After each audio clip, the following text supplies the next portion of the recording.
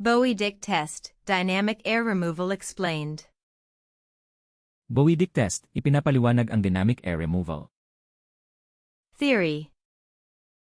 Teorya. A Bowie-Dick test must be run daily in every dynamic air removal steam sterilizer. Ang isang Bowie-Dick test ay dapat patakbuhin araw-araw sa bawat dynamic air removal steam sterilizer. It must be placed flat over the drain in a completely empty chamber during the first cycle of the day, following a warm-up cycle. Dapat itong ilagay ng nakapatag sa itaas ng drain sa isang ganap na walang laman na chamber sa panahon ng unang cycle ng araw pagkatapos ng isang warm-up cycle.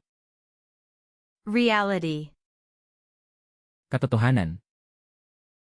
To save time, night shift or early morning staff sometimes place the Bowie-Dick test pack into a load containing actual surgical instruments, or they skip the mandatory warm-up cycle.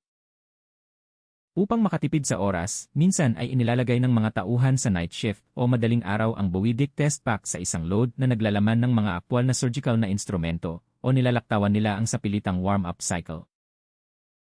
This completely invalidates the test results. Ganap nitong pinapawalang bisa ang mga resulta ng pagsubok. Exam strategy. Diskarte sa pagsusulit. Exam developers frequently use the word sterility as a trap. Madalas na ginagamit ng mga gumagawa ng pagsusulit ang salitang sterility bilang isang bitag.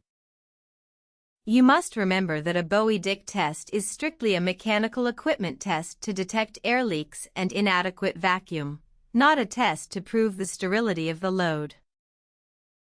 Dapat mong tandaan na ang isang Bowie-Dick test ay mahigpit na isang pagsubok sa mekanikal na kagamitan upang matukoy ang mga pagtagas ng hangin at hindi sapat na vacuum, hindi isang pagsubok upang patunayan ang pagkabaog, sterility, ng load.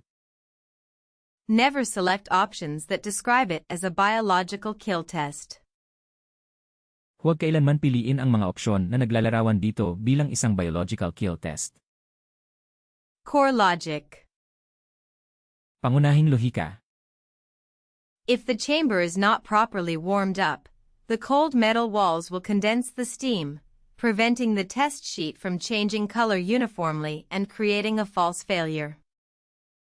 Kung ang chamber ay hindi maayos na nai-warm up, ang malalamig na metal na pader ay magpapalapot sa steam, na pipigil sa test sheet na magbago ng kulay ng pantay-pantay at lilikha ng isang maling pagkabigo.